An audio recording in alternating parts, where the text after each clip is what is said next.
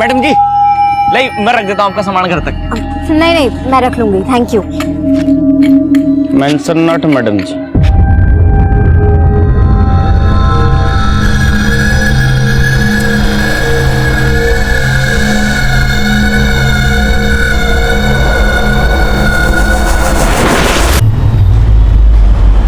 लो, हो गए फिर से दोनों शुरू।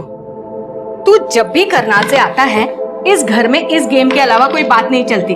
तुझे पता है ना मीनल की शादी सर पे है। हाँ, अरे तुम्हें क्या हो गया? मेरी तरफ से तो पूरी तैयारी है ना। मेरे पे गुस्सा क्यों कर रहे हो? आप लोगों को शिकायत करनी है ना, गीता दीदी की करो। क्या कहा था आप लोगों ने? इस वीकेंड आ जाएगी, आई वो।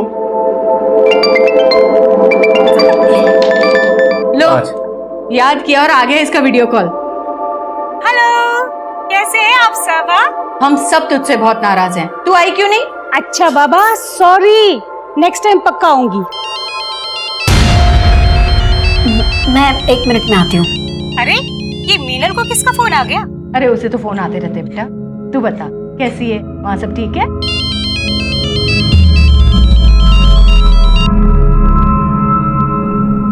हेलो,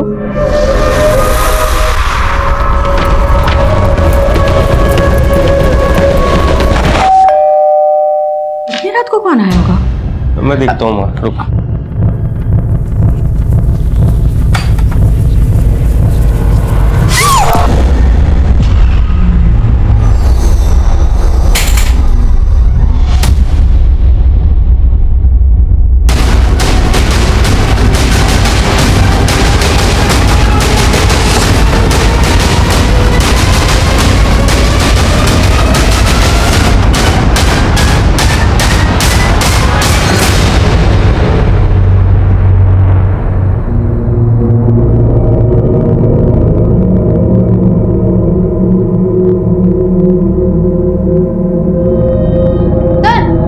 अंदर भी एक लड़की है लेकिन वो जिंदा है। सही, एम्बुलेंस बुलाओ जल्दी। सर,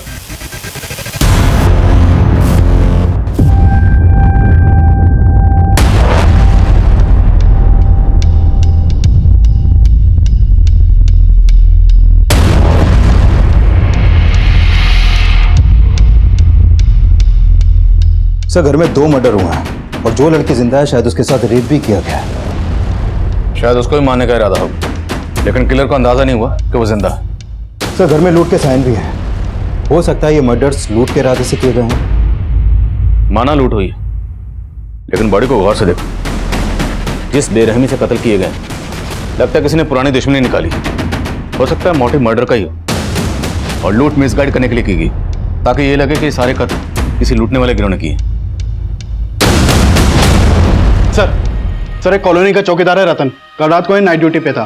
सुबह सबसे पहले इसी ने घटना को विटनेस किया और आसपास के लोगों को इकट्ठा भी किया। ड्यूटी पे था तो? हाँ साहब। क्या देखा तूने? कुछ नहीं साहब। इतना बड़ा कांड हो गया, तूने कुछ नहीं देखा? अब वो हमारी आंख लगी थी रात को।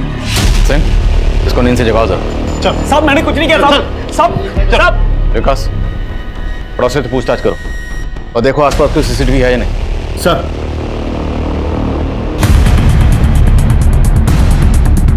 मिश्रा, इस सीसीटीवी की फुटेज निकलवाओ जल्द से जल्द।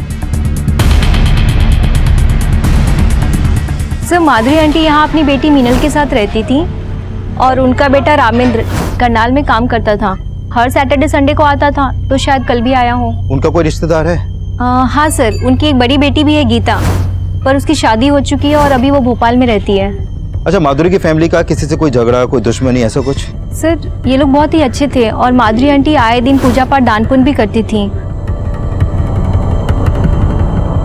साहब हमारी सोसाइटी में एक ही गार्ड है रतन। 3-4 बार हमने नाइट के लिए अलग गार्ड रखा, मगर साहब वो किसी को टिकने ही नहीं देता था।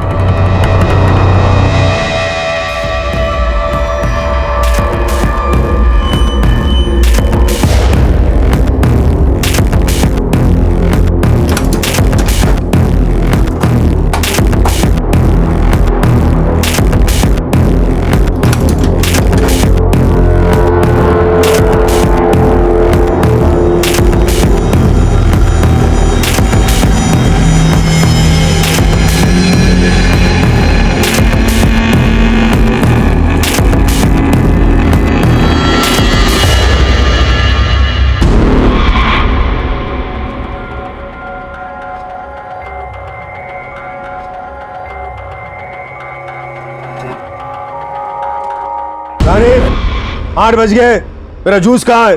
लाई पापा। डिसिप्लिन नाम की कोई चीज नहीं है इस घर में। पता नहीं दिन भर क्या करती रहती है। पापा जूस। जूस?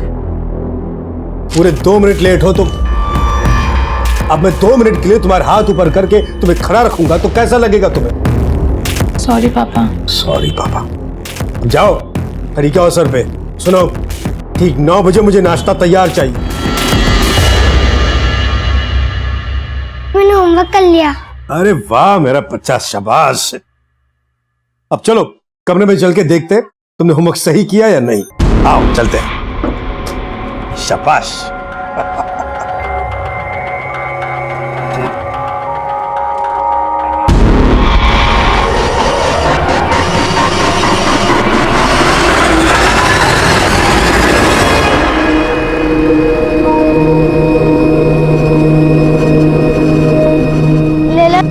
ले लो ना फूल, ले लो ना 5 रुपए में, 5 रुपए में।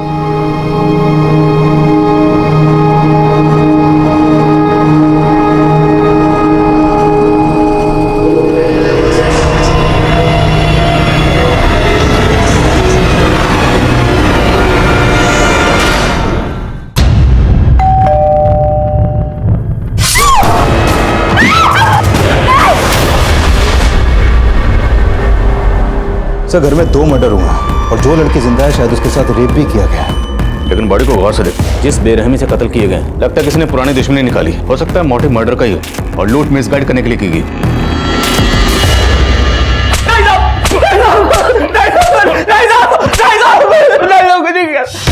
देख, हम जानते हैं कांड तूने किया।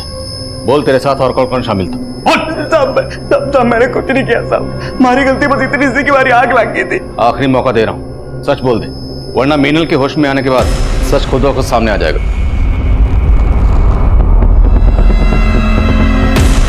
मीनल जी जिंदा? जिंदा है।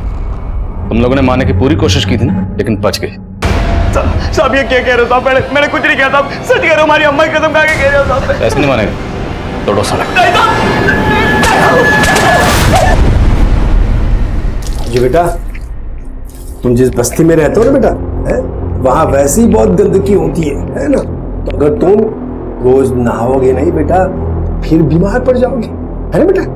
इसलिए रोज नहाया करो। नहाने से है ना बेटा, मन बहुत खुश रहता है और पढ़ाई भी मन लगा रहता है कि नहीं? है कि नहीं? है कि नहीं?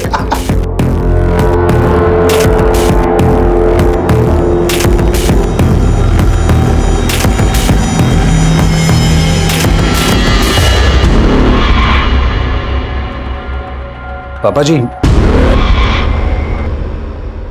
कितनी बार कहा है तुमसे मेरे कमरे में नॉक करके आया करो? पापा जी वो चाय एक्चुअली। जो कहना बाद में कहो, जाओ भी यहाँ से। जी।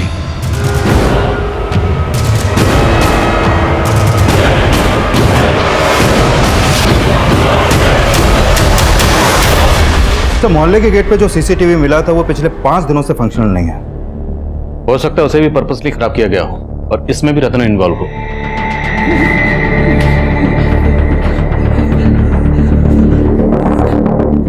अब बोलेगा सच? साहब मैं कसूर साहब, मैंने कुछ नहीं किया। मुझे जाने दीजिए साहब, बहुत डर लग रही साहब। अभी भी इसकी गर्मी निकली नहीं। इसको और लेटाओ बर्फ की सिली पे, तब ये सच बोलेगा। मैंने कुछ नहीं किया साहब। साहब मैं आपको एक बात बताना चाहता हूँ साहब। बोल। साहब उस दिन ना मैंने आप ही के लोगों को देखा था साहब। हमारे लोगों को? मतलब पुलिस वालों को? हाँ साहब, पहले मैं ये बात बताने से आपको डर रहा था, लेकिन उस रात ना साहब पुलिस वाले आए थे वापस और मेरी आग लगी हुई थी, इसलिए उनके पास जाने की मेरी हिम्मत भी नहीं हुई साहब। साहब वहां पर रात काफी थी साहब, इसलिए अंधेरे में किसी के चेहरा नहीं देख पाया, पर सबने पुलिस की वर्दी पड़ी हुई थी साहब। अपनी बकवास बंद कर। थोड़ी देर बाद बोलेगा वहां 4 टेररिस्ट आए थे गाड़ी में, तो तेरी बात मान लेंगे हम? पूरी रात इसको बर्फ की सिली पे लेटा, तब इसकी गर्मी निकलेगी। सब मुझे पता था आप लोग मेरी बातों को विश्वास नहीं करोगे, इसलिए मैं नहीं बता रहा था साहब। सब मैं सच कह रहा हूँ साहब, मैंने पुलिस वालों को देखा था। रानी, मैं बच्चों को पढ़ाने जा रहा हूँ, ठीक 8 बजे वापस आऊंगा। तब तक मुझे खाना तैयार चाहिए। ओके पापा। रस्सी जल गई लेकिन बल नहीं गया इस इंसान का। गनीमत समझो तुम्हारी शादी मुझसे करवा दी पापा ने। हाँ, तुम्हारे लिए तो अच्छा है ना, लेकिन मेरा कहने को मैं इस घर का जमाई हूं, लेकिन मेरी औकात कुत्ते से ज्यादा नहीं है। और ये तुम्हारे बाप का कमीनापन है। शट अप अनिल, जबान संभाल के बात करो। तुम अपने पापा को संभालो ना। ये बच्चे पढ़ाने की समाज सेवा के नाम पे वो जो कुछ भी कर रहे हैं, इसका अंजाम क्या होगा तुम्हें कोई अंदाजा है? बस अनिल, मैं मानती हूँ पापा थोड़े गुस्सैल है, स्ट्रिक्ट है, पर तुम मेरे पापा के बारे में इतना गंदा सोच भी कैसे सकते हो? गंदा कर रहे हैं इसलिए बोल रहा हूं मैं। तुम्हारे पापा क्या कर रहे हैं, क्या करतूते कर रहे हैं, वो सब मैं देख चुका हूं। तुम्हारे पापा के चक्कर में हम सब फंसने वाले हैं। एक भी बच्चे के अगर माँ बाप को यह पता लग गया ना, तो हम सबके सब जेल पे चले जाएंगे।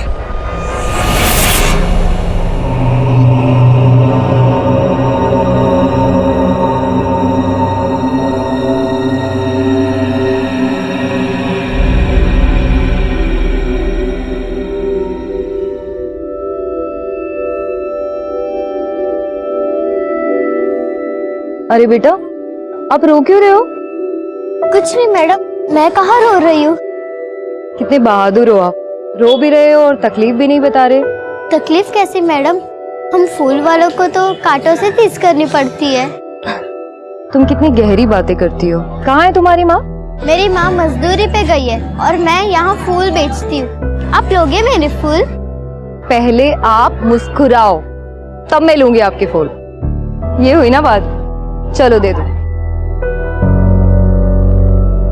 Thank you. ये रतन बार बार अपना बयान बदल रहा है, और ये अकेला नहीं होगा, इसके और भी साथी होंगे जिनके साथ मिलकर इसने इस लूट, कत्ल और बलात्कार की वारदात को अंजाम दिया। और इस पूरी वारदात को सिर्फ मीनल ने विटनेस की। उसका बयान हमारे केस के लिए बहुत अहम है। उसकी तबीयत कैसी है? कंडीशन ठीक नहीं है सर उसकी, कुछ कह नहीं सकते कि बयान देने की हालत में कब आएगी वो। और वो माधुरी की बड़ी बेटी गीता, वो कब लौट रही? सर इन्फॉर्म कर दिया मैंने उसको, भोपाल में रहती है, आने में थोड़ा टाइम लगेगा। जैसे ही आती है मुझे इसके बारे में इन्फॉर्म करो। हो सकता है इसके बयान से हमें इस केस में कुछ मदद मिले। सर,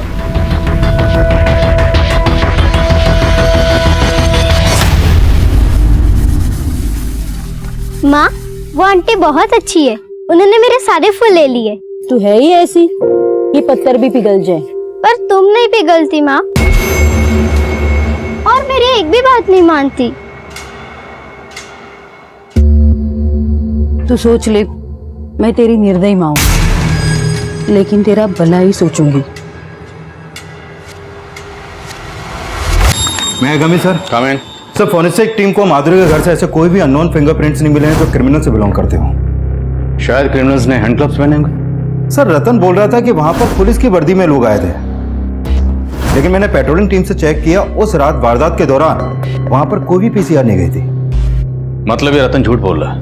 हो सकता है उसने खुद ही किसी गैंग को एंट्री दी हो। लेकिन सर, रतन के कॉल रिकॉर्ड में इसका कोई क्लू नहीं मिल रहा। एक बात और सर, मैं मीनल का इलाज कर रहे डॉक्टर से मिला था, उन्होंने कंफर्म किया कि मीनल के साथ रेप भी हुआ था। लेकिन सर, मीनल की बॉडी पर से सिर्फ एक ही रेपिस्ट का डीएनए मिला, जबकि हम मान रहे थे कि इतनी बड़ी लूट और हत्या को कई लोगों ने अंजाम दिया होगा।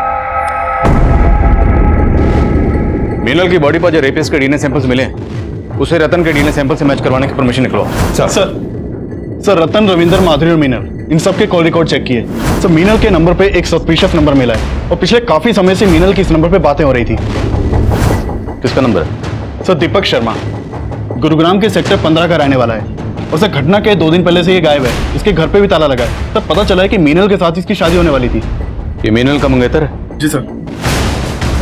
तो इसका इस लूट और बलात्कार से क्या कनेक्शन हो सकता है?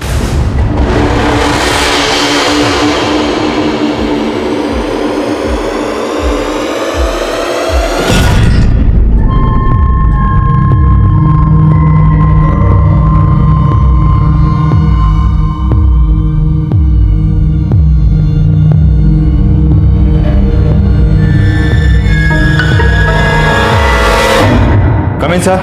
हमें सर, मीनल की बहन गीता आई है। बोला। सर, उस रात मेरी सबसे फोन पे बात हुई थी, सब खुश थे। आपका पूरा परिवार खत्म हो गया, फिर भी आपको यहाँ आने में 24 घंटे से ज्यादा वक्त लग गया। सर मेरे हस्बैंड हॉस्पिटलाइज्ड है और यहाँ आने के लिए मुझे टिकट भी नहीं मिल रही थी। अब आपकी माँ तो रही नहीं, और वैसे भी मीनल तो आपकी सगी बहन तो है नहीं। अब आपकी माँ के गुजरने के बाद उनकी पूरी प्रॉपर्टी, घर बार सब कुछ तो आप ही का है ना? आप कहना क्या चाहते हैं सर? वही जो आप समझ रही हैं। हमें पता चला है कि आपकी माँ अपनी प्रॉपर्टी का 50% आपकी सौतेली बहन मीनल को देने वाली थी और बाकी का आपको और आपके भाई रामेंद्र को। सर आप जैसा सोच रहे ऐसा कुछ नहीं था, और 50% का हिस्सा उसे देना वो तो माँ का अपना डिसीजन था सर। लेकिन आपको अपनी माँ के इस डिसीजन से ऑब्जेक्शन थी, आपने ऑब्जेक्ट भी किया था। यस सर, हमने ऑब्जेक्ट किया था, और माँ तो मीनल को हमारा घर भी देना चाहती थी सर। उस घर से हम सबकी यादें जुड़ी थी, हम बस यही चाहते थे कि वो घर मीनल को ना मिले। और आपकी माँ नहीं मानी इसलिए आपने उनको? नहीं सर, ऐसा कुछ नहीं था, और माँ ने तो हमारी बात मान ली थी। वो बोली थी कि वो मीनल के लिए दूसरा घर खरीदेंगे।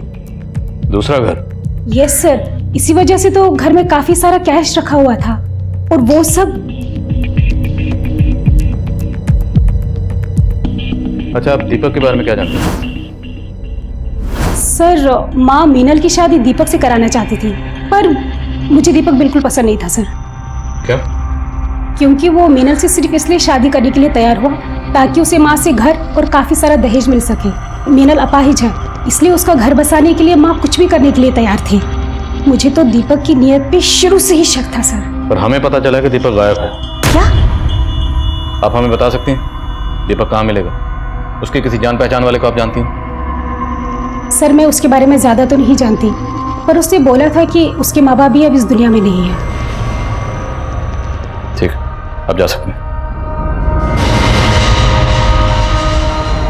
सर दीपक इस घटना के 2 दिन पहले से अपना फोन बंद करके गायब है। कहीं ऐसा तो नहीं कि पहले दीपक ने उस दिव्यांग लड़की मीनल से शादी करने की हाँ की और फिर इस लूट और हत्या को अंजाम दिया? इस केस को समझने के लिए पहले हमें मीनल और दीपक को समझना होगा। इस दीपक को किसी भी सूरत में ढूंढो। सर दीपक के कॉल रिकॉर्ड में उसके कुछ दोस्तों और रिश्तेदारों के नंबर मिले थे, मैं उन सबसे मिला, लेकिन उसका कहीं से कोई लीड नहीं मिल पा रहा। हो सकता है कोई कुछ छुपा रहा हो। दीपक के कॉल रिकॉर्ड में जितने नंबर हैं सबको इन्वेस्टिगेट करो। Sir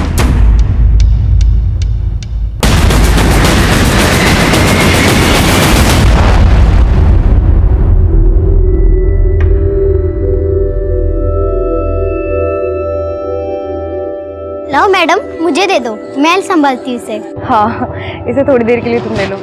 thank you so much. Mention not. अरे वाह, तुम तो इंग्लिश भी बोल लेती हो। पढ़ाई करती हो? नहीं मैडम, मैं नहीं पढ़ती। अच्छा चलो, तुम उसे 2 मिनट संभालो, मैं अब भी आई। हाँ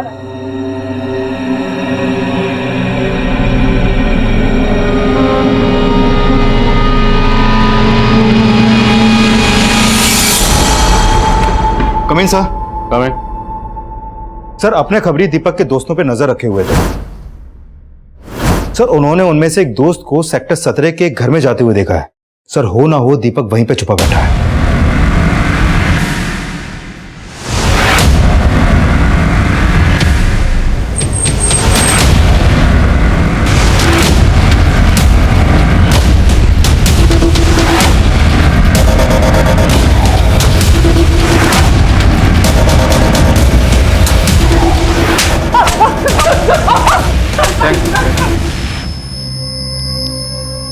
सर मैं वैष्णो देवी गया हुआ था सर।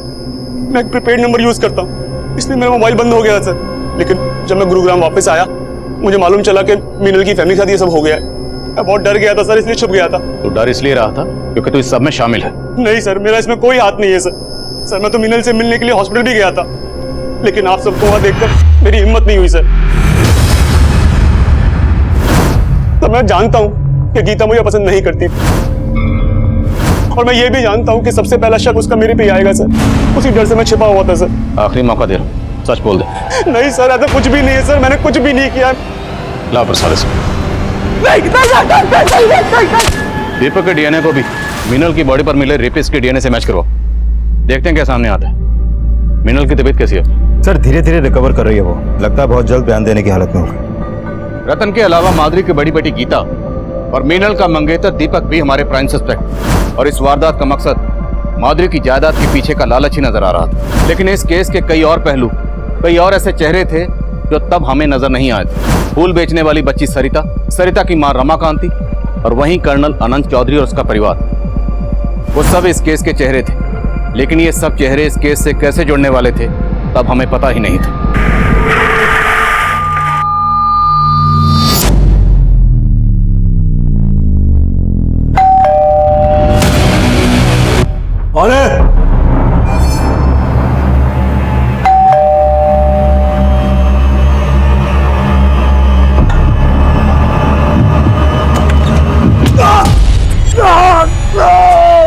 क्या बदतमीजी है।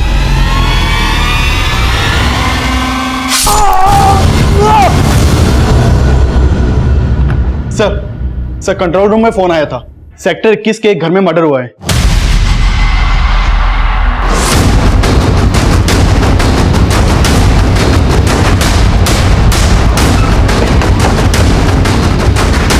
सर ये वाला घर है।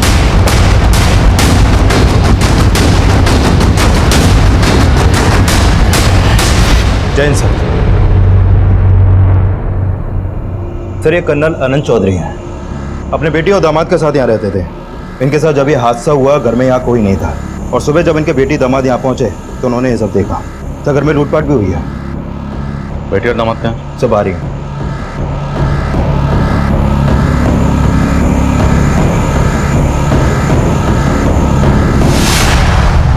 कल मैं और मेरे हस्बैंड अपने रिलेटिव से मिलने रोहिणी गए हुए थे, और जब हम सुबह घर वापस आए तो आपके और कर्नल साहब के अलावा घर में कोई और भी रहता है? नहीं सर।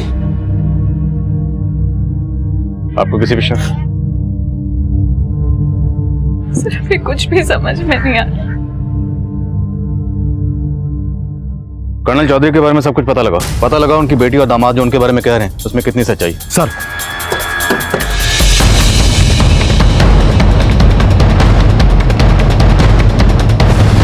रात में यहाँ से किसी को आते जाते देखा था क्या? नहीं साहब, लेकिन कल शाम को कर्नल साहब के घर से काफी लड़ाई झगड़े की आवाजें आ रही थी, और उसके थोड़ी देर बाद उनका बेटी और दामाद सामान लेके यहाँ से कहीं निकल गए। ऐसा लग रहा था कहीं बाहर जा रहे हैं। सर हमारा पापा से झगड़ा हुआ था, लेकिन उनका मर्डर से इस बात का कोई लेना देना है या नहीं वो हम डिसाइड करेंगे। आप ये बताइए कि झगड़े की वजह क्या थी? सर हम आपको पहले बता नहीं पाए, एक्चुअली मेरे ससुर जी अच्छे इंसान नहीं थे। जो भी कहना साफ साफ बोलिए। सर वो पेडोफिलिक थे। सर वो चैरिटी के नाम पे बच्चों को पढ़ाते थे, लेकिन उनकी इंटेंशन ठीक नहीं थी। वो किसी न किसी बहाने से बच्चों को घर पे ले आते थे। और क्या ये सब सच है? हाँ सर, इसी वजह से उस दिन हमारा पापा से झगड़ा हुआ था। अरे वाह, हैंडसम लग रहा है मेरा राजू। बहुत अच्छे लग रहे हो। ये लो बेटा, ये पैसे अपने पापा को दे देना, ठीक है? जाओ, शाबाश। क्या है रानी, क्या बदतमीजी है? कितनी बार कहा है तुमसे मेरे कमरे में आने से पहले नॉक किया करो। एक मिलिट्री मैन की बेटी होकर इतनी भी डिसिप्लिन नहीं है तुम। कीजिए पापा, मैं इतने टाइम से अनिल की बातों को इग्नोर कर रही, पर वो सही है। तो शर्म आती है कि आप मेरे पापा। क्या मतलब क्या है तुम्हारा? आप अच्छी तरह से जानते हैं कि आप बच्चों को कमरे में लाके उनके साथ माइंड लैंग्वेज। पहले आप अपनी हरकतें देखिए पापा। नहीं रहना ऐसे इंसान के साथ जो बच्चों के साथ ऐसी गंदी हरकतें करते। नहीं रहना मेरे साथ तो निकल जाओ यहाँ से। हमें तो डर लग रहा था कि उनकी इन हरकतों की वजह से कोई बड़ा बवाल ना खड़ा हो जाए। और तो आपको लगता है इनकी मौत के पीछे ये वजह हो सकती है? सर हो सकता है किसी बच्चे के पेरेंट्स को इसकी असलियत का पता लग गया, और वो किन किन बच्चों का आना जाना इस घर में? सर अभी कुछ दिनों से कोई राजू नाम का लड़का बार बार आ रहा था घर पे। रहता कहाँ है रोज? सर वो पास की बस्ती में रहता है। उसका स्केच बनवा सकते हैं?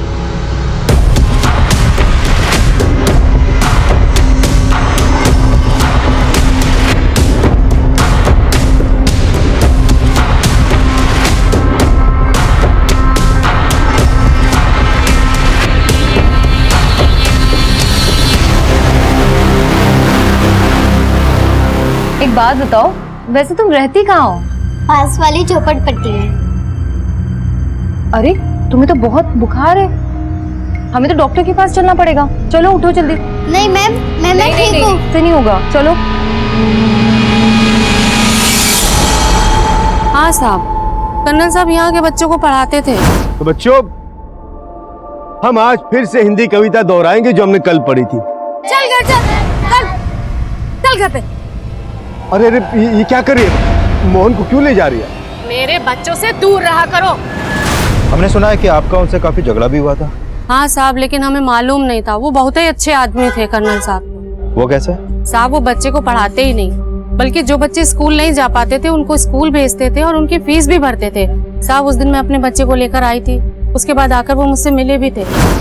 देखिए, मैं नहीं जानता कि आप अपने बच्चे को मुझसे क्यों नहीं पढ़वाना चाहते, लेकिन स्कूल भी तो नहीं जा रहा है। चलिए मुझसे मत पढ़वाइए, लेकिन इसका स्कूल में एडमिशन तो करवा दीजिए। ये लीजिए। साहब वो बच्चों को पढ़ाते ही नहीं, बल्कि उन्हें साफ सुथरा रहने की बात भी बोलते थे। और कुछ बच्चों को तो वो अपने घर ले जाकर नहलाते थे और उन्हें नए कपड़े देते थे। इस बच्चे को जानती हो?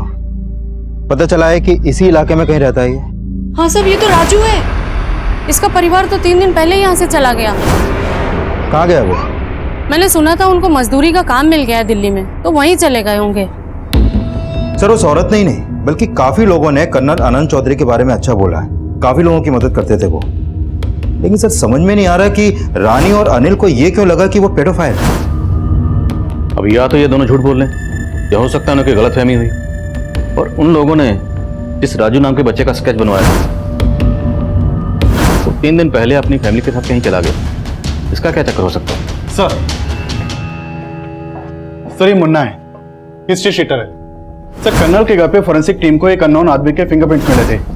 हमने अपने डाटाबेस से वो फिंगरप्रिंट मैच करके देखे, वो इस मुन्ना हिस्ट्री शीटर के फिंगरप्रिंट से मैच करते हैं। सर मुन्ना राजस्थान की एक जेल में लूटपाट और चोरी के इल्जाम में बंद रह चुका है। काफी टाइम पहले वहां से छूट गया था, लेकिन अभी अंडरग्राउंड है। तो हो सकता है इस हिस्ट्री शीटर मुन्ना ने कर्नल चौधरी का कत्ल किया,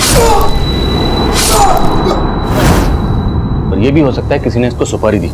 लेकिन सवाल यह है कि सुपारी किसने दी होगी? सर हो सकता है ये सुपारी रानी और अनिल ने दी, क्योंकि पता चला है कि रानी और अनिल की कर्नल आनंद चौधरी से बिल्कुल नहीं बनती थी और कर्नल के मरने के बाद जायदाद भी उन्हीं की होने वाली थी। तो शायद रानी और अनिल ने हमें कर्नल के बारे में रॉन्ग इन्फॉर्मेशन दी। दोनों की बैकग्राउंड चेक करो, और यह भी चेक करो क्या कर्नल की बैकग्राउंड में कोई ऐसा था जिसका इस हिस्ट्री शीटर मुन्ना से कोई ताल्लुक हो। सब माना कि मैं उनकी सगी बेटी नहीं थी, लेकिन उन्होंने हमेशा मुझे अपनी बेटी की तरह ही पाला था। उनके कहने पे ही मैं दिग्विजय से शादी कर रही थी। उस दिन रात को रामेंद्र भैया करनाल से वापस आए थे। हम बहुत खुश थे सब।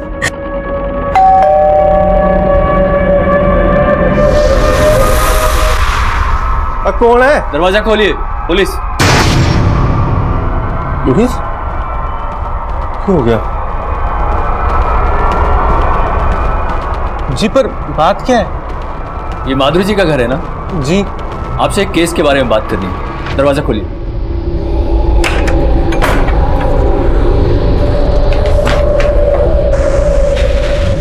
ये कौन है? जी ये मेरा बेटा है। और उसने तो कहा था घर पे सिर्फ बुढ़िया और लड़की रहती है, फिर ये कहां से आ गया?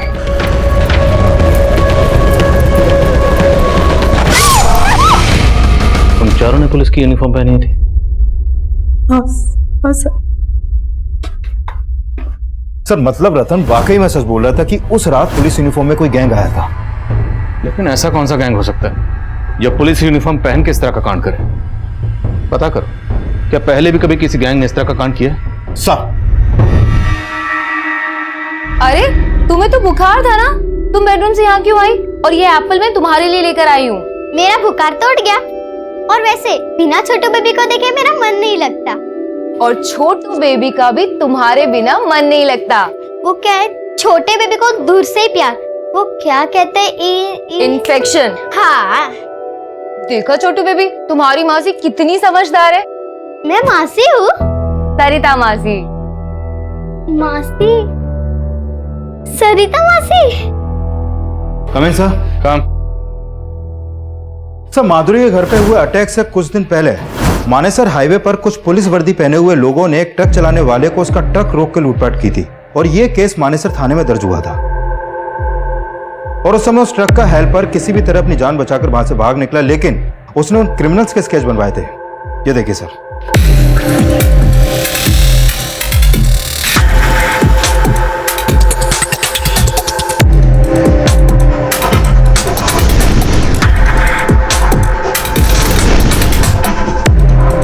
जिनमें एक मुन्ना भी था।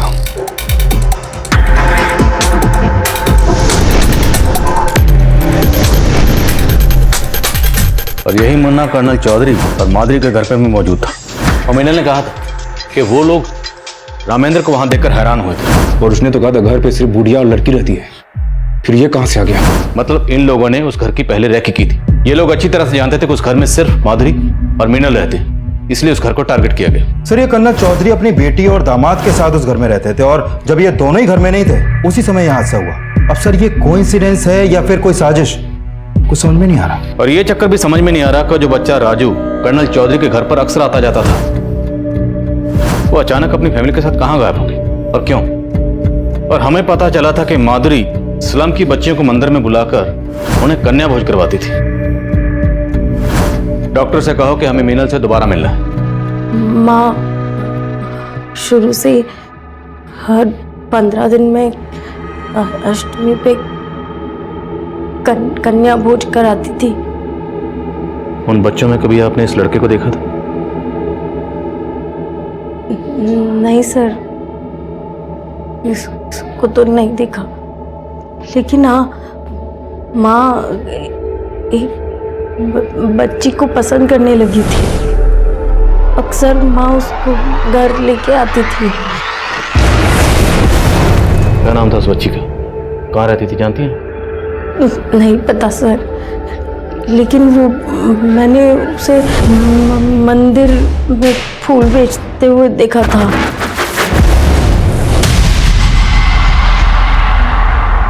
आप उसका स्केच बनवा पाएंगे? दीदी, अरे तुम क्यों लेकर आई मेरे लिए पानी? मैं ले आती ना।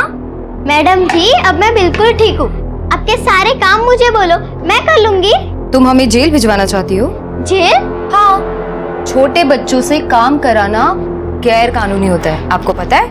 अरे मैडम जी मैं कहाँ काम कर रही हूँ, मैं तो बस अपनी बड़ी दीदी के लिए पानी ला रही थी। थैंक यू मेरी छोटी बहना, सो स्वीट।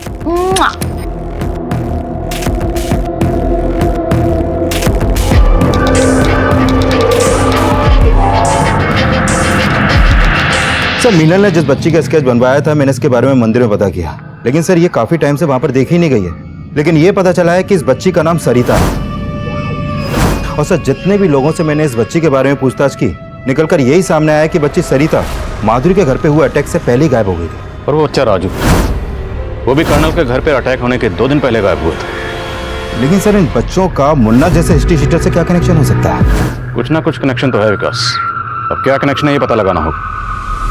खबरियों को काम पे लगा, दोनों केसेस की इंफॉर्मेशन निकलो।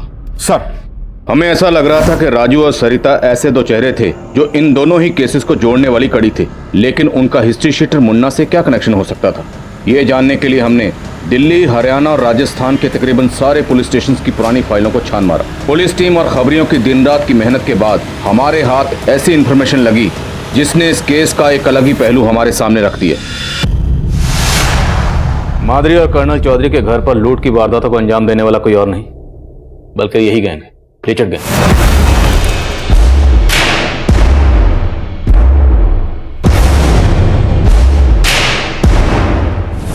दोनों वारदातों में पैटर्न सेम है, जो कि लिचर्ड गैंग की मॉडल ऑपरेंडी से मैच करता है। कर्नल चौधरी मंदिर के पास ट्यूशन पढ़ाता है और माधुरी भी कन्या भोजन के लिए अपने घर के पास वाले स्लम से कन्याओं को बुलाकर मंदिर में भोजन करवाते हैं। और कर्नल चौधरी के घर के पास के स्लम में रहने वाला बच्चा राजू अब गायब है और माधुरी की बहुत करीब बच्ची सरिता भी। मतलब साहब, लिचर्ड गैंग बच्चों की मदद से काम करता है। वो पहले खुद अपना टारगेट चुनते हैं और फिर बच्चों से उस टारगेट की रैकी करवाते हैं। सरिता कन्या भोजन की कन्या बनकर माधुरी के घर में दाखिल हुई होगी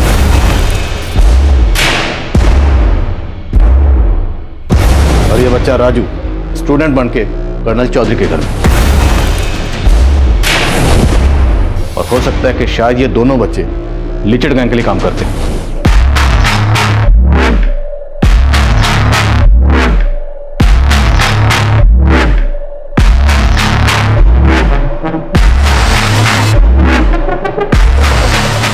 लिचर्ड गैंग का एक पैटर्न है, जो बच्चे उनके टारगेट की रैकी करते हैं, वारदात होने के 2-3 दिन पहले से ही वो बच्चे गायब हो जाते हैं। और फिर उस गैंग की दूसरी टीम टारगेट पर धावा बोल देती। यह है लीचर गैंग का लीडर राजबल्लभ, 8 कत्ल और लूटपाट के केसेस में वांटेड है। इससे पहले इस गैंग के सामने सारे केसेस की एक एक डिटेल स्टडी करो, खबरों को काम पे लगाओ। इससे पहले ये गैंग किसी और को अपना टारगेट बनाए, हमें इस गैंग को धरना है किसी भी सूरत में। सर दीदी, आपके साथ आपके पति नहीं रहते? नहीं, वो फौज में रहते हैं, मगर जब आएंगे मैं तुमको उनसे मिलवाऊंगी, ठीक है? पर मैं तो आज ही जा रही हूँ। आज ही जा रही हो? कहाँ जा रही हो तुम? मेरी माँ को नया काम मिला है सोहना में, तो हम वही जा रहे हैं आज। तुम आज ही जा रही हो और तुमने मुझे बताया भी नहीं? खैर छोड़ो, सोहना में कहाँ? हम तुमसे वहाँ पर मिलने आएंगे। वो तो पता नहीं, पर हाँ, मैं अपनी माँ से पूछकर आपको फोन करूंगी। पक्का? पक्का। ठीक है, बाय दीदी। अब मैं जाऊँ? नहीं, 1 मिनट रुको।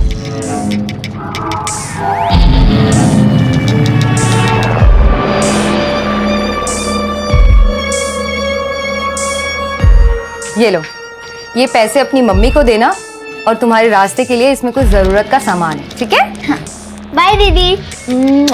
अपना ध्यान रखना। Bye bye.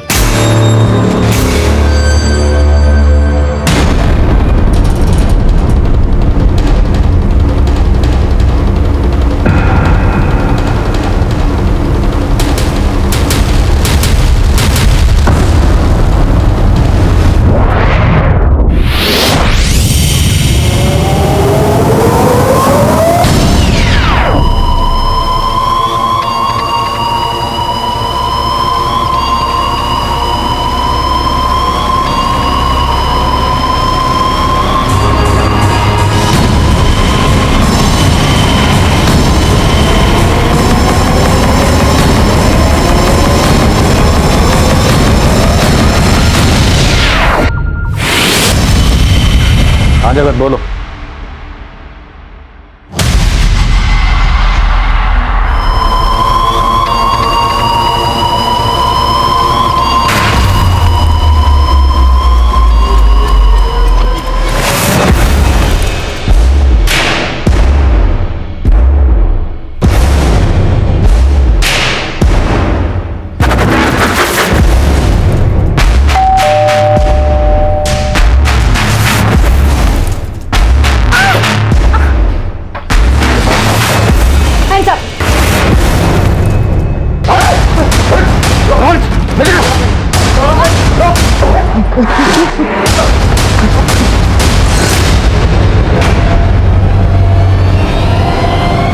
राजबल्लभ कहाँ?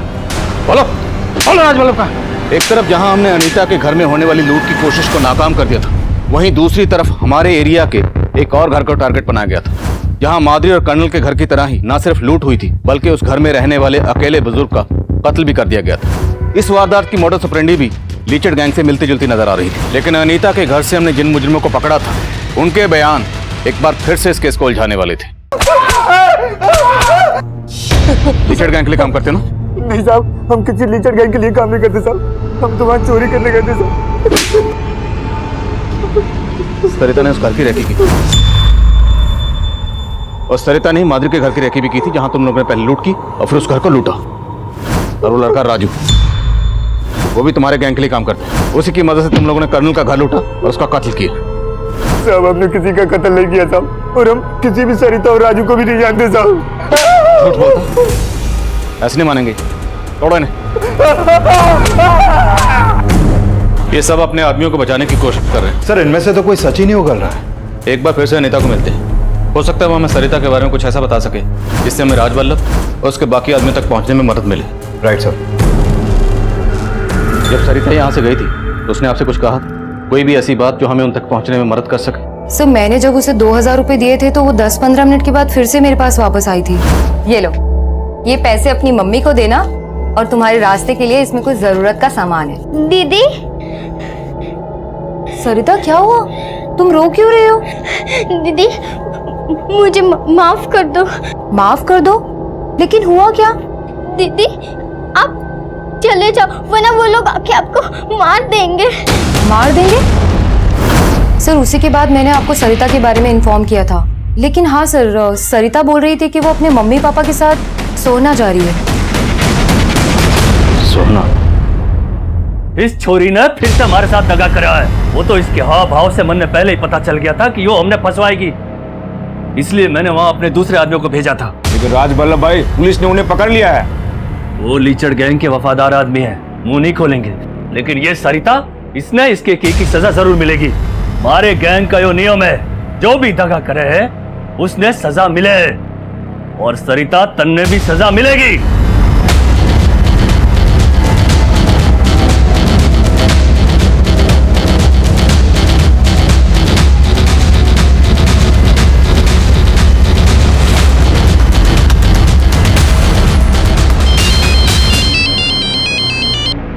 हेलो,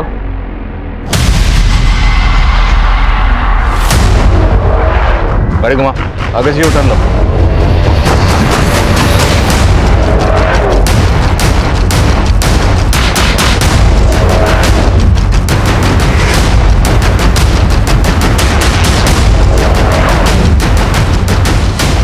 चल हथियार ला।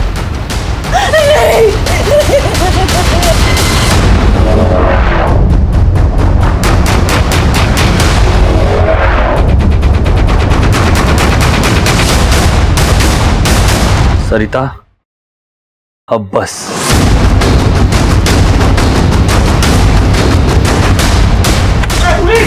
पुलिस आ गई। छोड़ो छोड़ो मुझे। तुझे क्या लगा था तेरे आदमी मुंह नहीं खोलेंगे तो तुझ तक पहुंच नहीं पाएंगे? लेके जा, मेरी बच्ची, कुछ नहीं होगा तुझे, कुछ नहीं होगा तुझे, मुझे माफ कर दे। मेरे कर्मों की सजा तुझे मिली मेरी बच्ची, मुझे माफ कर दे।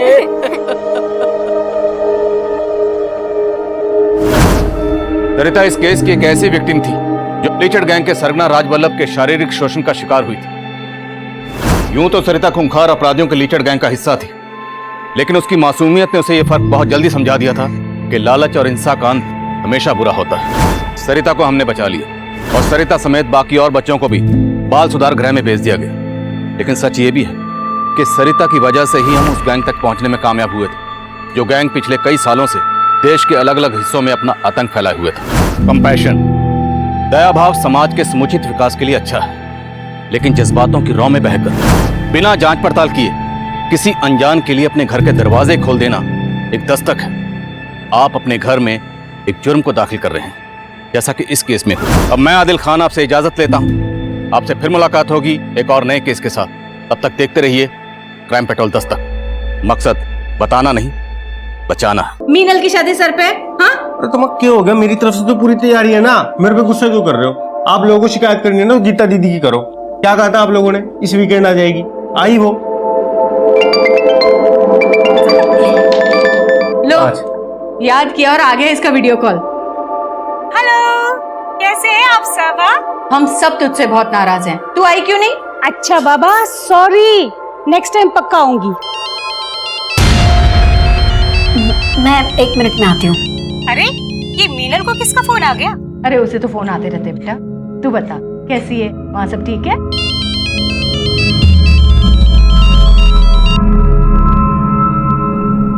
हेलो,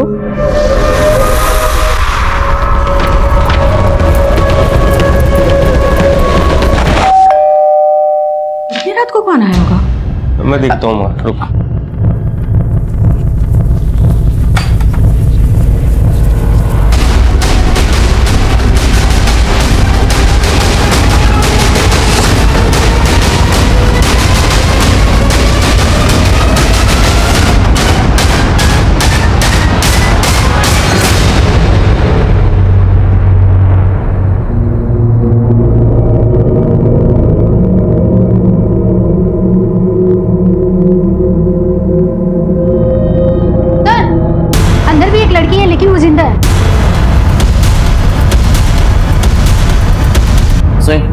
एम्बुलेंस बुलाओ जल्दी। सर,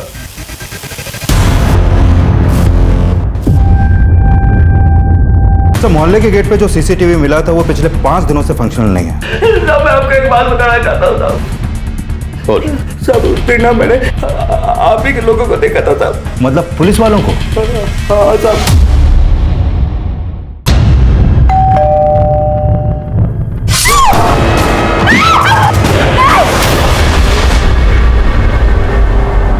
सर घर में 2 मर्डर हुआ और जो लड़की जिंदा है शायद उसके साथ रेप भी किया गया है। लेकिन बॉडी को गौर से देखो, जिस बेरहमी से कत्ल किए गए लगता है किसी ने पुरानी दुश्मनी निकाली। हो सकता है मोटिव मर्डर का ही हो और लूट मिसगाइड करने के लिए की गई।